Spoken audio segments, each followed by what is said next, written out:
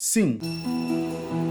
Não, calma, volta que esse é um assunto bem delicado. É inegável a importância de Game of Thrones pra cultura pop nesses últimos anos. As tramas políticas fizeram com que muitas pessoas que não eram muito chegadas em histórias de fantasia medieval se interessassem por Game of Thrones por ela trazer esse lado mais sóbrio. Apesar do mundo de fantasia, a história tinha uma narrativa complexa e bem mais pé no chão, abrindo espaço para que muitas histórias que tivessem a mesma temática fossem contadas, já que era bem comum as pessoas ficarem em dia com Game of Thrones e continuarem sedentas por histórias no mesmo tipo de ambientação. Mas se um dos maiores pontos pacíficos na hora de se falar sobre GOT é que a série teve uma importância tremenda para a cultura pop, ao ponto de cada um dos seus episódios, principalmente lá da reta final, se tornarem sempre eventos, com gente se reunindo até mesmo em bares para assistir os episódios como se fosse jogo de Copa do Mundo. O outro ponto pacífico é que o final da série foi um verdadeiro show de horrores. Uma briga de foice no escuro, como diria minha mãe. Então, com uma impressão final muito amarga e traumática que ficou na boca de todo mundo,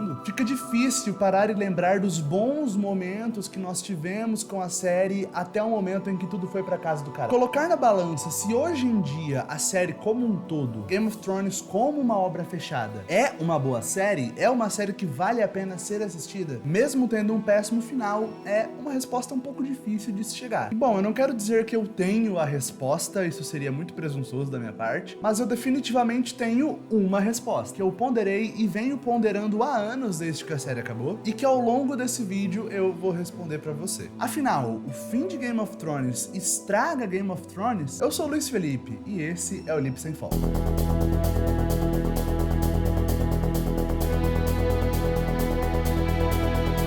Gente, eu tô tão feliz com a introdução desse vídeo. Sério, eu sempre quis começar um vídeo falando um curto e grosso sim ou não, respondendo a pergunta do título do vídeo, meter crédito e vambora. Tem muitos outros vídeos do canal que essa ideia teria funcionado também, mas eu pensei, não, vamos guardar isso pro momento que for muito especial. E eu acho que esse é um assunto especial bastante. Pois se por um lado é ponto pacífico a importância de GOT e que o final foi uma merda, é bem divisivo e tenso entrar no mérito se o final arruína por completo toda a experiência com a obra. Para falar disso, eu vou precisar falar um pouco sobre construção de narrativa e de como histórias são contadas. Já é bom deixar avisado que esse vídeo vai ter spoilers de tudo que há de bom em Game of Thrones e, naturalmente, tudo que há de ruim. Fechou? Aproveitando esse aviso de spoilers, que é quebra-clima pra caramba, eu já quero pedir pra vocês, justamente pra esquentar esse clima entre nós, que você meta o seu dedo sem dó no botão do like e no de se inscrever no canal. Pode ser? Hã? Cara, o vídeo ganhou um cunho sexual muito rápido, do nada, né? É pra eu adequar o clima do papo, porque é um papo bem caloroso, né?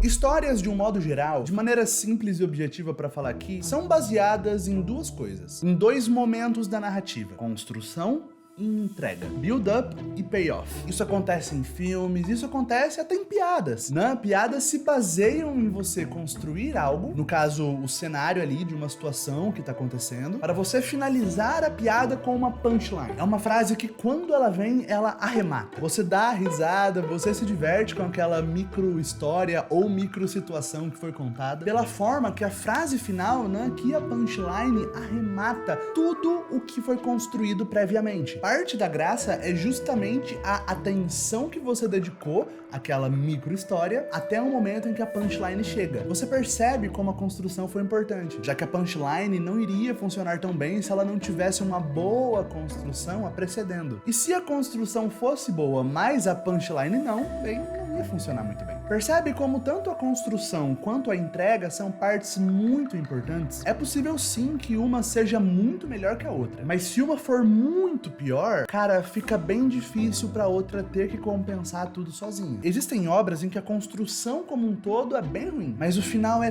tão bom, vem com tanta força, que o gosto bom que fica quando você acaba a obra até acaba tendenciando o seu olhar pra ela. Um corte do Zack Snyder da Liga da Justiça. Por mais que o epílogo do Pesadelo tenha pegado toda a serotonina que o final da história trouxe e embalou e jogou pela janela. Mas esse é outro assunto que um dia vai ter aqui. Assim como existem obras que a construção é muito mais foda e aí chega no final e caga tudo. E aí dá uma dó quando isso acontece, cara. Porque se no exemplo contrário, um final bom com uma construção ruim é até esquisito, porque chega no final e você tem até uma vontade em se importar com o que tá acontecendo na tela, mas acaba sendo difícil, porque a construção ruim te inibiu de se importar ao longo da obra. Nesse caso aqui é uma frustração e uma dó muito grande, porque quando é o final que caga, você tava muito investido na história. Você tava se importando com tudo que tava acontecendo, mas foi só chegar na entrega, você pediu aquela pizza absurda, metade 4 queijos, metade frango catupiry, borda recheada. Aí na hora que a pizza chega e o entregador vai entregar a pizza pra você, tira a tampa da caixa e joga a pizza na sua cara. Se acontece uma merda dessa, você provavelmente vai ficar tão revoltado que nada mais vai importar. Mega construção maravilhosa pra chegar na entrega. E se é isso, vá pra bosta! E quando a gente fala de séries, a conversa muda um pouco de prisma. Porque em filmes, a estrutura narrativa costuma se basear em construção ao longo do filme e entrega no final. Já em séries, a estrutura é diferente. Justamente se tratando de séries que a história continua entre cada episódio e, por sua vez, continua entre temporadas, cada temporada costuma ter os seus próprios conflitos que vão importar de maneiras um pouco mais localizadas. Existem conflitos, por exemplo, que vão começar na 4ª temporada e vão ser resolvidos ainda dentro da 4ª temporada. Em Game of Thrones, por exemplo, o julgamento do Tyrion. Esse arco narrativo tem começo, meio e fim dentro da mesma temporada. Ele tem construção e entrega dentro da 4ª temporada, e os eventos que levaram até o julgamento ser necessário e os resultados pós-julgamento entrelaçam esses eventos com a temporada que veio antes e a temporada que veio depois. Então, séries definem como a narrativa delas funciona no entre temporadas. Fargo ou True Detective, por exemplo, são séries de antologia, isso é, cada temporada possui um conjunto de episódios que contam uma história com começo, meio e fim, e cada temporada não possui relação uma com a outra, são histórias completamente diferentes que nunca se cruzam. Algumas séries são quase sempre 100% sobre o conflito daquela temporada, e cada conflito localizado impacta muito pouco a temporada seguinte. Os conflitos costumam ser resolvidos dentro da temporada que eles foram apresentados, como é em todas as temporadas de Dexter. Mas Game of Thrones possui um tipo de narrativa diferente. Por mais que existam conflitos que eles são resolvidos nas mesmas temporadas em que eles são apresentados, a grande história da série é ouro,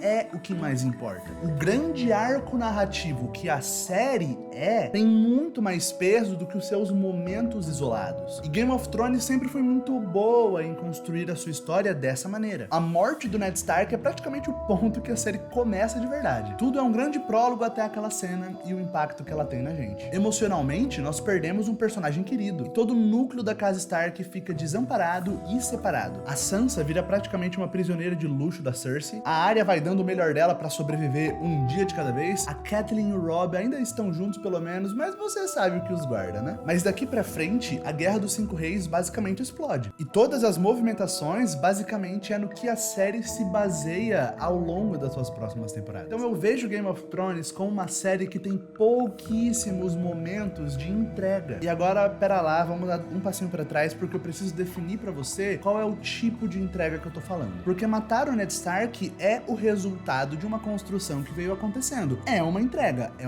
que a gente emocionalmente fica triste, mas a gente sabe reconhecer que é uma entrega de alto nível. Ela entrega exatamente o que a cena pedia que acontecesse naquele momento, sem ter medo de ceifar o personagem que até então era o principal. Mas apesar desse momento ser uma entrega, esse tipo de coisa gera mano, não acredito que isso aconteceu em quem tá assistindo. E bagunça o status quo da série de tal forma que não é razoável você dizer pra alguém, olha, assiste só até aqui porque até esse ponto tem uma história fechada com começo, meio e fim e é muito bom. Isso não funciona com Game of Thrones, porque apesar de ser realmente a conclusão de um momento, ele não conclui absolutamente nada e muito pelo contrário. Agora que a história começa de verdade, essa morte pavimenta o que vai vir. Então, gente, eu enxergo GOT como uma grande construção infinita. Um eterno vem aí. Veja, na segunda temporada, o clímax é o ataque do Stannis Baratheon em Porto Real na Batalha da Baía Negra. Essa batalha é um momento episódico. Ele é muito bom, mas ele é resolvido e acabou. A construção para com as movimentações da guerra, as movimentações do Robb, os White Walker vindo, a Daniela lá do outro lado do mundo se preparando. Aí vem a terceira temporada, o clímax é o fatídico Casamento Vermelho, que é uma entrega fruto das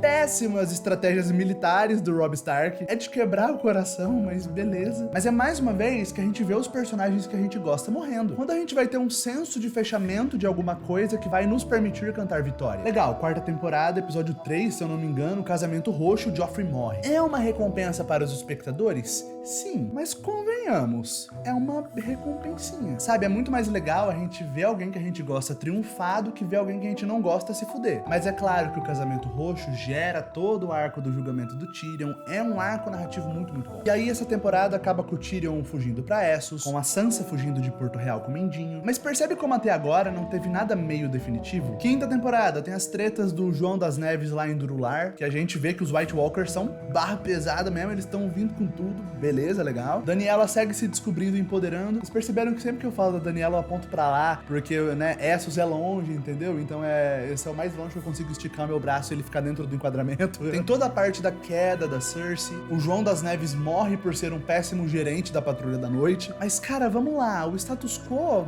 ainda tá ali, flutuando, eternamente fazendo movimento de construção e aumentando as coisas e não resolvendo nada. Até esse ponto a série fica só preparando coisas que vão levar até a próxima coisa, que vai levar até a próxima coisa.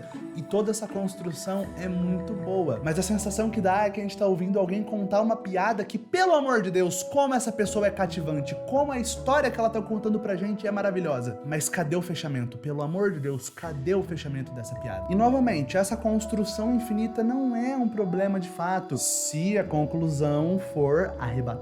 O problema é que Game of Thrones apostou 100% na conclusão. E olha, essa argumentação tem sim um desvio de percurso que eu não poderia deixar de mencionar, porque a Batalha dos Bastardos é um momento que funciona como um ponto final num arco narrativo muito longo. É claro que a história de nenhum dos Stark está perto do fim, mas a Batalha dos Bastardos é o resultado, é a entrega de uma longa construção, para que quando chegue naquele momento, você se sinta recompensado por ter assistido tudo. Acho que citar a Batalha dos Bastardos era o que eu mais precisava dizer pra você entender o que eu quero dizer quando eu falo em uma entrega satisfatória e principalmente que dá um senso de conclusão pra gente. Mas a história continua, a guerra pra definir quem vai ficar no Trono de Ferro não acabou e a guerra contra os mortos mal começou. Mas em algum âmbito da série, a gente tem um sentimento reconfortante de fechamento. É um acontecimento autossuficiente. Sabe outro momento que é super recompensador também? E aí você pode ficar triste e desgostar por terem cortado a Lady Stoneheart da série, mas fato é que a Arya passando a faca no pescoço do Walder Frey, depois de ter matado os filhos dele, moído a carne, feito uma torta, ter feito o Walder Frey comer uma torta com a carne dos filhos dele. Ai, essa psicopata tão bonitinha, né? Depois do Casamento Vermelho, cara, esse é um fechamento muito visceral que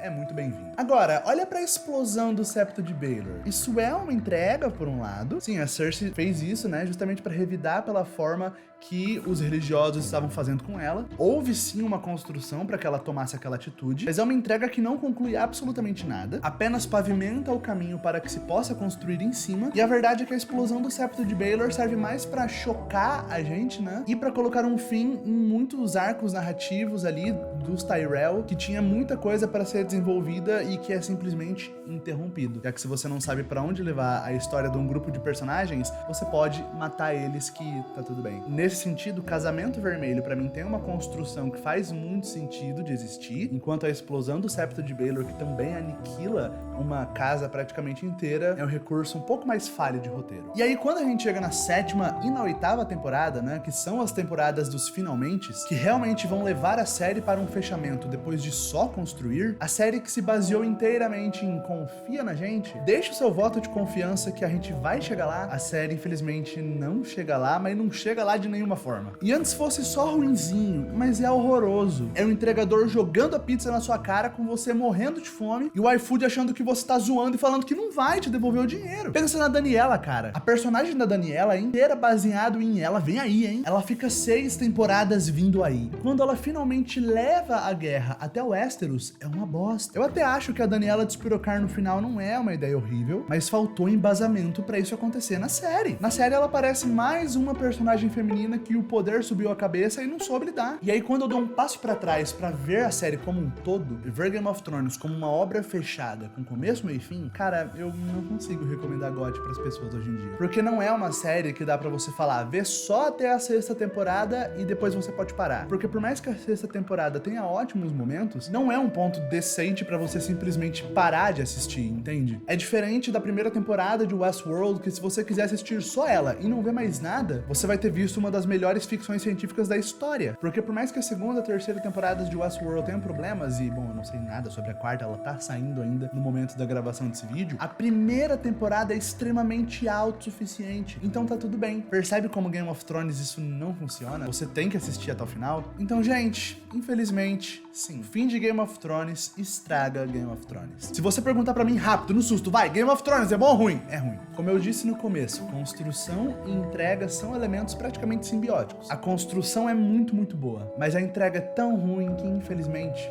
não dá. Infelizmente, hoje em dia, eu não recomendo Game of Thrones pra ninguém. Ou eu falo, assista sob sua conta e risco. Pessoal, muito obrigado por ter assistido esse vídeo até aqui. Pra mim é um pesar grande de verdade, sabe? Uma série que foi tão querida, que foi uma das obras que eu mais gostei de acompanhar. Ter tido um final tão ruim, sabe? Ter que falar, ter que se referir a Game of Thrones dessa forma. Não é uma coisa que eu gosto. Eu queria poder falar que o final de Game of Thrones é fenomenal, mas infelizmente não é. Mas House of the Dragon tá saindo, eu não sei se eu vou falar dela no canal ainda. Eu não tô nem com tanta vontade de assistir nesse momento, pra ser bem sincero. Porque por mais que os D&D não estejam envolvidos, por mais que o George R. R. Martin tenha o livro inteiro pra basear a série, eu ainda não esperei o final, sabe? Eu ainda não tenho vontade de voltar pra esse universo. Quem sabe um dia, né? Deixa o seu like e se inscreve no canal pra ajudar o Lipe Sem Foco a crescer. E comenta aí embaixo o que você acha disso, beleza?